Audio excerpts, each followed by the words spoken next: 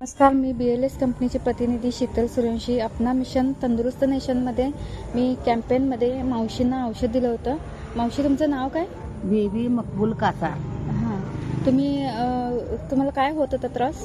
मला त्रास म्हणजे तब्येत म्हणजे सारखं बघत होती, अशक्तपणालाही होता माझ्या अंगात. औषध घेतलं तरी काय फरक पडला नाही. मग आमची मॅडम मला औषध दिली, तिथनं पुढे जरा हाय तंदुरुस्त आहे. कुठलं औषध दिलं तुम्हाला? ते बाटली दिली. ह्या बाटल्या दिल्या. तुम्ही हार्बोडिपन्स नावाचं एक सिरप घेतलं. ते सिरप किती ml तुम्ही घेतला? 15 ml. आणि ही गोळी एक.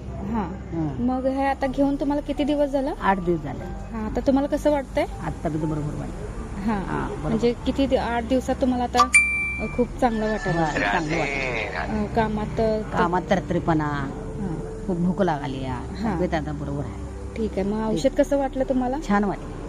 ओके.